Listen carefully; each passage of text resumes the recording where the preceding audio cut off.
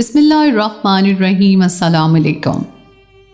ایک شخص اپنی چاروں بیویوں سے بدکاری کروا کر پیسے کماتا تھا۔ پھر جب وہ مر گیا تو اس کے ساتھ اس کی بیویوں نے کیا کام کیا، یہ سن کر آپ کی چیخیں نکل جائیں گی۔ کبھی کبھی وقت اور حالات انسان کو اس قدر ظالم بنا دیتے ہیں کہ جس کا وہ تصور بھی نہیں کر سکتا، اور کچھ ایسی ہی کہانی میں آپ کو سنانے جا رہی ہوں۔ مجھ جیسی کم عمر اور معصوم لڑکی کو حالات نے اس نہج پر پہنچا دیا تھا کہ میں نے ایک مردہ شخص کے ساتھ وہ سلوک کیا جسے سن کر آپ کے سر پر آسمان گر پڑے گا۔ وہ شخص آج مردہ حالت میں ہمارے سامنے پڑا تھا جس نے ہمیں جیتے جی مار ڈالا تھا۔ گزرے کچھ سالوں کا ایک لمحہ بھی ایسا نہیں تھا جب ہم نے موت کے درد کو محسوس نہ کیا ہو، اور صرف میں ہی نہیں بلکہ میرے ساتھ بیٹھی 3 لڑکیوں کا حال بھی میرے ہی جیسا تھا۔ ہر رات ہم کسی نئے وحشی درندے کا شکار بنتے، ہمیں بری طرح سے پامال کیا جاتا، ہماری تکلیف سے کسی کو کوئی غرض نہیں تھی، اور یہ شخص جو آج ہمارے سامنے بے جان لیٹا ہوا تھا وہ ہماری بے بسی اور درد بری آہوں کا مزہ لیتا تھا۔ آج قدرت نے اسے ہمارے سامنے مردہ حالت میں لٹایا ہوا تھا، اور ہم چاروں اس بات پر قادر تھے کہ جو چاہے اس کے ساتھ سلوک کرتے۔ جس شخص کی وجہ سے ہم جیتے جی جہنم جیسی زندگی گزار رہے تھے، اسے معاف کر دینا ہمارے بس میں نہیں تھا، اگرچہ کہ وہ اب اس دنیا میں نہیں رہا تھا۔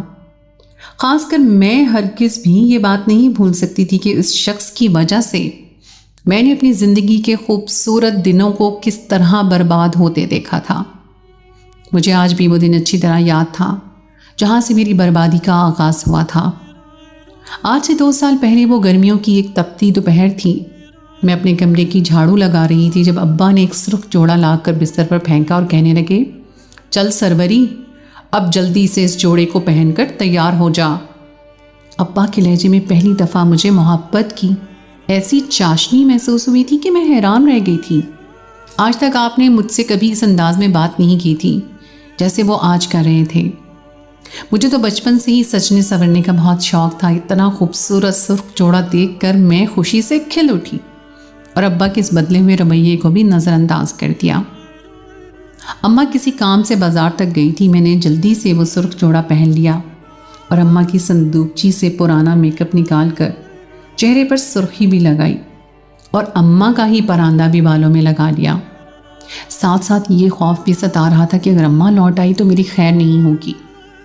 میری امی کو میرا سجنا سنورنا بالکل بھی پسند نہیں تھا۔ اس کا بس چلتا تو مجھے کمرے میں بند رکھتی اور کسی کے سامنے بھی نہ جانے دیتی، کیونکہ میں بہت خوبصورت تھی اور جیسے جیسے جوان ہو رہی تھی میرا حسن بڑھتا ہی جا رہا تھا۔ پتہ نہیں آج ابا نے کیسے اماں کی غیر موجودگی میں مجھے اتنا خوبصورت جوڑا لا کر دیا تھا، ورنہ آج تک تو میں نے کبھی اتنا حسین جوڑا خواب میں بھی نہیں دیکھا تھا۔ ہم بہت غریب سے لوگ تھے اور گھر میں 2 وقت کی روٹی بھی میسر نہیں تھی۔ ایسے میں اتنا قیمتی اور خوبصورت جوڑا میرے لیے کسی نعمت کی طرح تھا۔ اس جوڑے کو پہن کر میں نے خود کو آئینے میں دیکھا تو میں کوئی حسین پری معلوم ہو رہی تھی۔ 16 سال کی عمر میں ہی مجھ پر ایسا ٹوٹ کر نکھار آیا تھا کہ کوئی مجھ سے نظریں نہیں چرا سکتا تھا، اور اسی لیے مجھے ہمیشہ اماں سب کی نظروں سے چھپا کر کمرے میں قید رکھتی تھی۔ جب میں پوری طرح تیار ہو گئی تو ابا کے سامنے آئی۔ مجھے دیکھ کر ابا بھی کچھ لمحے کے لیے خاموش ہو گیا اور پھر کہنے لگا، واہ سروری، تو اپنی اماں سے بھی کہیں زیادہ حسین لگ رہی ہے۔ میرے لیے تو تو کسی خزانے سے کم نہیں ہے۔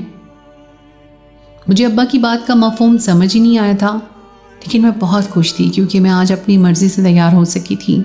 اور پھر اس سے پہلے کہ میری یہ خوشی مزید برقرار رہتی، اماں گھر کا دروازہ کھول کر اندر داخل ہوئی اور مجھے ابا کے سامنے اس روپ میں کھڑا دیکھ کر اپنی جوتی اتار کر کھینچ کر ماری۔ یہ سروری، یہ کس کا جوڑا پہن لیا ہے اور اتنا تیار ہو کے باپ کے سامنے کس بے شرمی سے کھڑی ہے؟ کوئی شرم حیا ہے ہی نہیں۔ یہاں کھانے کو 2 وقت کا کھانا نہیں ہے، اتنا مہنگا جوڑا کہاں سے آیا؟ اور یہ میرا پراندہ کس خوشی میں اپنے بالوں میں لگایا ہوا ہے؟ تجھے بہت جوانی چڑھ رہی ہے۔ غصے میں جو کچھ اماں کے منہ میں آ رہا تھا وہ کہتی جا رہی تھی، اور اس سے پہلے کہ وہ میرے سر پر پہنچ کر مجھے 2-3 تھپڑ رسید کرتی، ابا نے غصے میں انہیں خاموش کروا دیا اور کہنے لگے، اصغری، تو بڑی بدذات عورت ہے، جوان بیٹی پر ہاتھ اٹھاتی ہے، تجھے شرم نہیں آتی؟ دیکھ تو تیری بیٹی کیسا غضب ڈھا رہی ہے، اور تو ہے کہ خوش ہونے کے بجائے اسے برا بھلا کہہ رہی ہے۔ ابا کی بات پر اماں چونک گئی اور عجیب سی نظروں سے ابا کو دیکھتے ہوئے کہنے لگی، سروری کے ابا، تم کہنا کیا چاہتے ہو؟ اور کیوں جوان بیٹی کو ایسے تیار کروایا ہوا ہے؟ یہ اتنا قیمتی جوڑا کہاں سے لائے ہو؟ اور میرے پیٹھ پیچھے یہ سب کیا ہو رہا ہے؟ ابا نے مجھے گہری نظر دیکھتے ہوئے چارپائی پہ بیٹھنے کا اشارہ کیا اور خود اماں کو ہاتھ پکڑ کر اپنے کمرے میں لے گئے، اور پھر نہ جانے ایسا کیا کہا کہ ان دونوں کے جھگڑے کی آوازیں مجھے باہر تک آنے لگیں۔ اماں ابا کو برا بھلا کہہ رہی تھی اور ساتھ ہی ساتھ کسی بات سے منع کر رہی تھی، لیکن ابا اپنے غصے سے اماں کو زیر کرنے کی کوشش کر رہے تھے۔ کافی دیر کے شور شرابے کے بعد مکمل طور پر خاموشی چھا گئی، اور جب ابا اور اماں کمرے سے باہر آئے تو اماں کا سرخ سوجا ہوا چہرہ بتا رہا تھا کہ ابا نے ان پر ہاتھ اٹھایا ہے۔ ایسا پہلی دفعہ نہیں ہوا تھا کہ ابا نے اماں پر ہاتھ اٹھایا تھا، لیکن آج اس مار پیٹ کی وجہ میں تھی، اور اسی بات نے مجھے دکھی کر دیا تھا۔ میں ہرگز بھی نہیں چاہتی تھی کہ ابا میری وجہ سے اماں پر غصہ کریں۔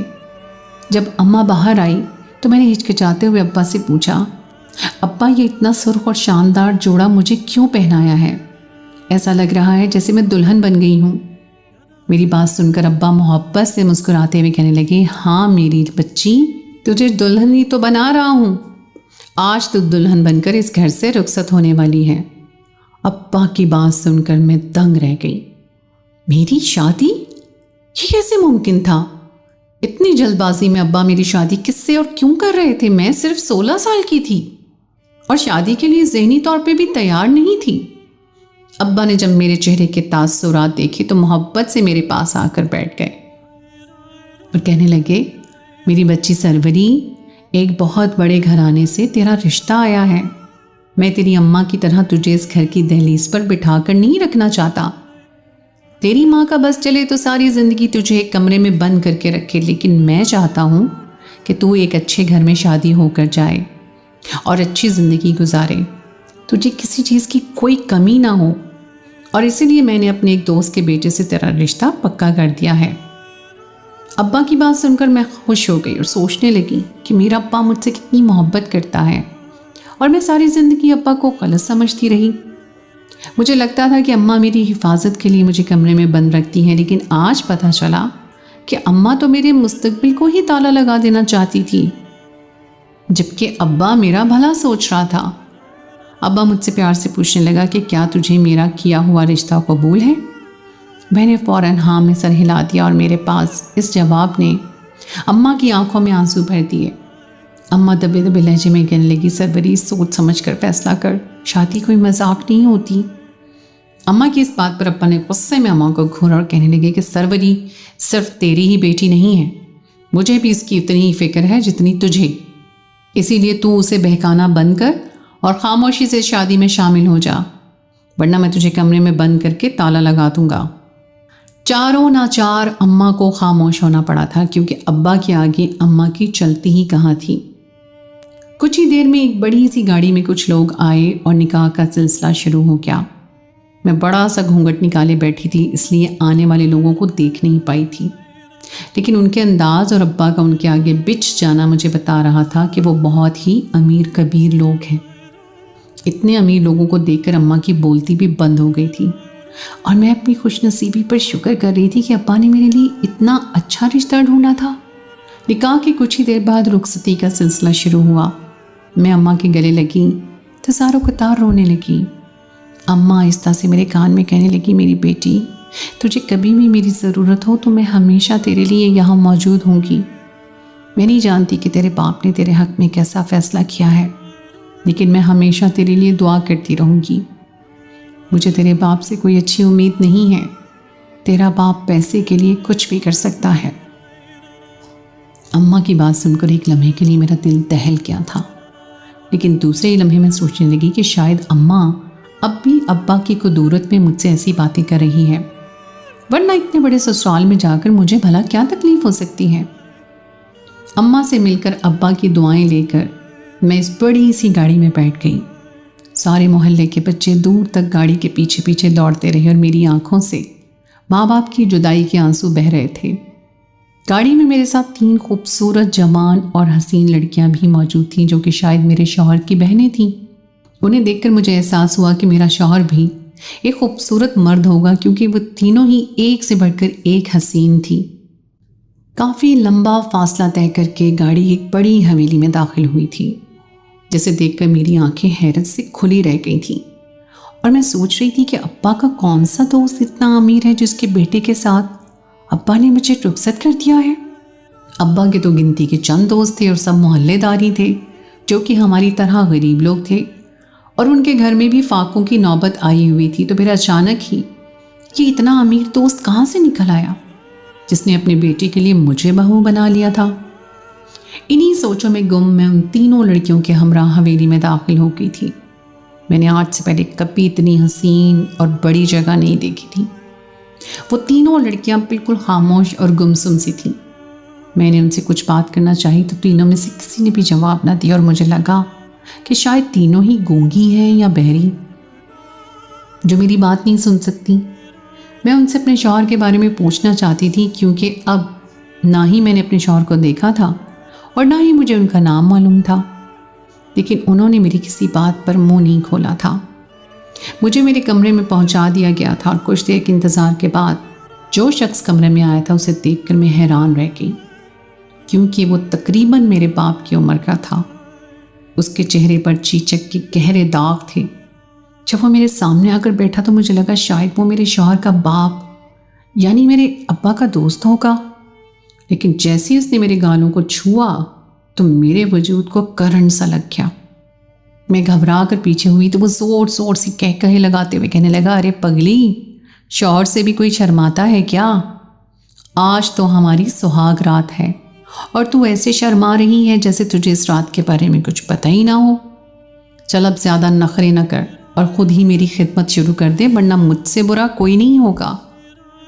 یہ سن کر میرے قدموں تلے سے زمین نکل گئی تھی کہ وہ میرا شوہر تھا، اور اس کے بات کرنے کا انداز بتا رہا تھا کہ وہ کس قدر سنگ دل اور ظالم انسان ہو سکتا تھا۔ شادی کی پہلی رات ہی مجھ پر قیامت بن کر ٹوٹی تھی، کیونکہ اس شخص کے آگے میں نے خود کو پوری طرح کھو دیا تھا۔ اس رات کا ہر لمحہ میرے لیے اذیت کے سوا اور کچھ نہیں تھا۔ میرے کانوں میں اپنی ماں کے جملے گونج رہے تھے۔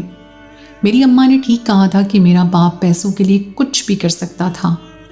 میرے شوہر نے پہلی رات ہی مجھے یہ باور کروا دیا تھا کہ وہ مجھے ایک بھاری رقم دے کر یہاں لایا ہے، اور وہ ہرگز بھی میری طرف سے کوئی منمانی برداشت نہیں کرے گا۔ میرے باپ نے 10,000 روپے کے عوض مجھے فروخت کر دیا تھا، اور اس بات نے میرے ہوش اڑا دیے تھے۔ میرا بس چلتا تو میں کسی بھی طرح اس منظر سے غائب ہو جاتی، لیکن اس حویلی کے ارد گرد بہت سخت پہرے داری تھی، اور سب سے بڑھ کر یہ کہ مجھے تو یہاں سے باہر کی دنیا کا کوئی علم بھی نہیں تھا۔ میں بھاگنے کی کوشش بھی کرتی تو کہاں جاتی؟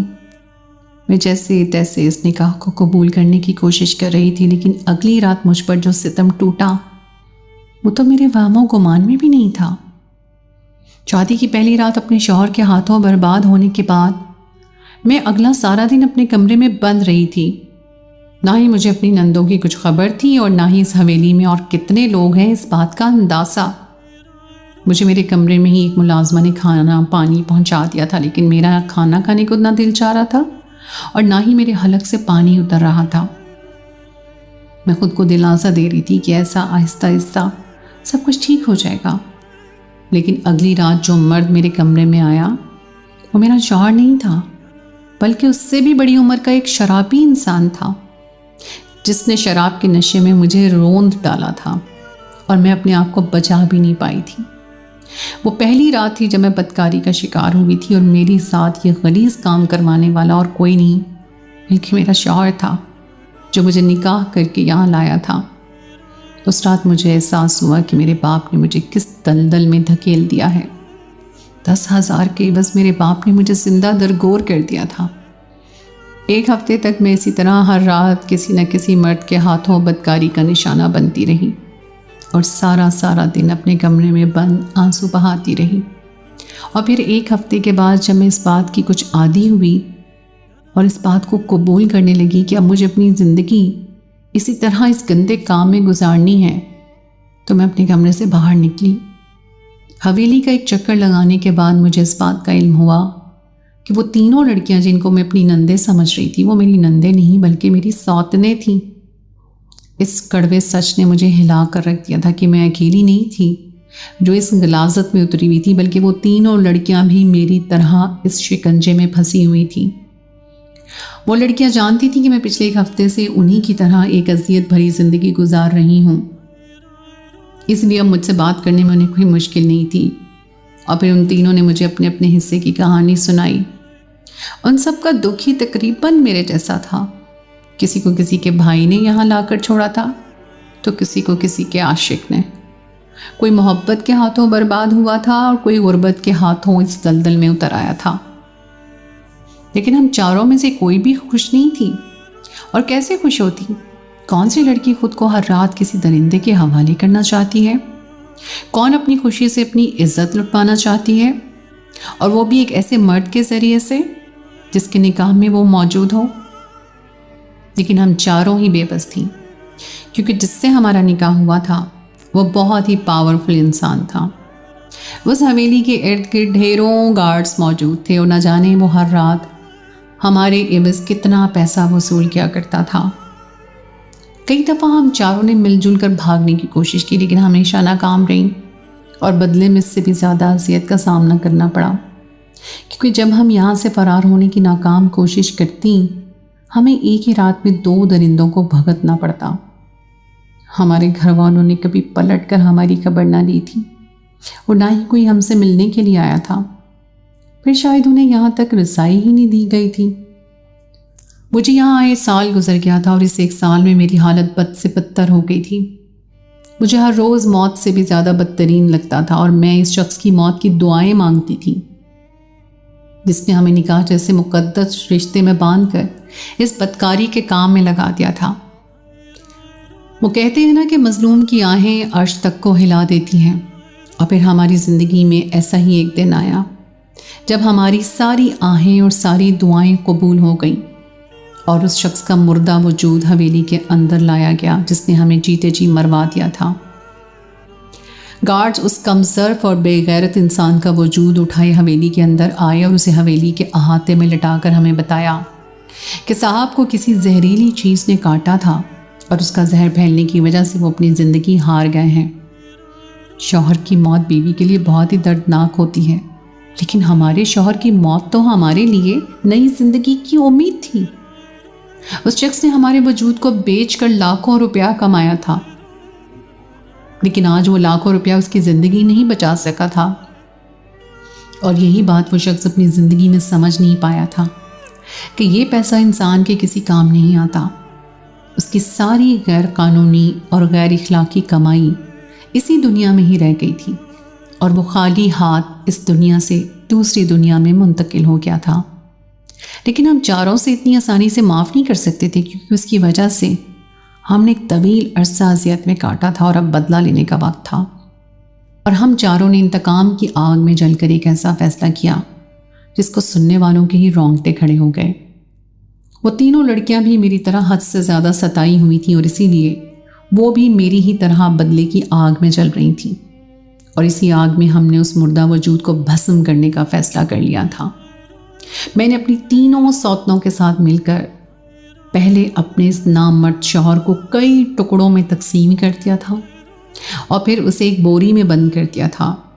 گارڈز کو ہم پہلے ہی چھٹی دے چکے تھے، اب ان کا مالک زندہ نہیں رہا تھا، اسی لیے وہ سب ہم چاروں کا حکم ماننے پر مجبور تھے، اور پھر اسی کی گاڑی میں اسی کے ڈرائیور کے ساتھ بیٹھ کر ہم بوری میں بند اپنے شوہر کو لے کر شہر کے سنسان علاقے کی طرف چل پڑے۔ گھنٹے بھر بعد ہم شہر کی حدود سے باہر آئے تو ایک جنگل نما ویران جگہ تھی۔ اسی جگہ پر اتر کر ہم نے اس بوری کو نکالا اور اپنے شوہر کے ٹکڑوں کو جنگلی کتوں کے آگے ڈالنا شروع کر دیا۔ میرے شوہر کا ڈرائیور ایک سیدھا سادہ گاؤں والا انسان تھا، اسے اپنے مالک کے گناہوں کا علم تھا، لیکن وہ اپنے مالک کے خلاف آواز نہیں اٹھا سکتا تھا، اور اس لیے مالک کے مرتے ہی اس نے ہمارا بھرپور ساتھ دیا تھا۔ ایک ایک کر کے ہم نے جنگلی کتوں کے آگے سارے ٹکڑے ڈال دیے تھے، اور ہمارا مجرم ہمارے حساب سے اپنے انجام کو پہنچ گیا تھا۔ اس کے لیے یہی سزا ہونی چاہیے تھی جو ہم نے اسے دی تھی۔ उसका छोड़ा हुआ सारा पैसा हम चारों के हिस्से में आ गया था और हवेली भी। लेकिन उस हवेली में रहना खतरे से खाली नहीं था, क्योंकि यहाँ तो हमारे ग्राहक आया करते थे। यही सोचकर हमने उस हवेली को ताला लगा दिया था। वो सारा पैसा जो हमारे हिस्से में आया था, उससे हम चारों ने मिलकर एक छोटा सा घर खरीद दिया था और आज हम चारों ही मेहनत मजदूरी करके ज़िंदगी गुजार रही हैं। जो कुछ आज तक हम चारों के साथ हुआ था उसे भुलाना मुमकिन नहीं था, लेकिन हमारा मुजरिम अब अपने अंजाम को पहुंच गया है। इस बात का हमें सुकून है। ना ही मैंने कभी पलटकर अपने माँ बाप के घर रुख किया और ना ही उन तीनों में से कोई वापस गया, बल्कि हमने अपनी ज़िंदगी एक साथ शुरू की है, क्योंकि हम चारों के दामन में इतने दाग हैं कि हमारे पास पलटने का कोई रास्ता नहीं है। मैं नहीं जानती कि हम चारों का यह फैसला किस हद तक दुरुस्त है, लेकिन आज हम चारों एक पुरसुकून ज़िंदगी गुजार रही हैं। जो हशर हमने अपने मुर्दा शौहर के साथ किया वो भी ठीक था या नहीं, इसका फैसला आप लोग कीजिए। आज भी इस माशरे में हम जैसी बहुत सी लड़कियां हैं जो या तो अपने घरों में दरिंदों की हवस का निशाना बनती हैं, या फिर वो दरिंदे उन्हें किसी बाजार की जीनत बना देते हैं। इसीलिए अपने इर्द गिर्द नज़र रखें और ऐसी लड़कियों की हिफाजत की कोशिश करें और अपनी राय से ज़रूर आगाह करें कि क्या जो कुछ हमने अपने शौहर के साथ किया वो उसी का मुस्तहिक था, या फिर हमें उसके मुर्दा वजूद पर रहम करना चाहिए था। तो दोस्तों, ये थी मेरी आज की कहानी। उम्मीद है आपको आज की कहानी पसंद आई होगी। कहानी अच्छी लगे तो उसको लाइक ज़रूर कीजिए, अपने दोस्तों के साथ शेयर कीजिए, और अगर आपने अभी तक मेरे चैनल को सब्सक्राइब नहीं किया तो उसको फ़ौरन सब्सक्राइब कर लीजिए। साथ ही लगे बेल के बटन को प्रेस कर दें ताकि आपको मेरी आइंदा आने वाली कहानी का नोटिफिकेशन बर वक्त मिल सके। अगली कहानी तक के लिए मुझे दीजिए इजाज़त। खुदाए पैमान।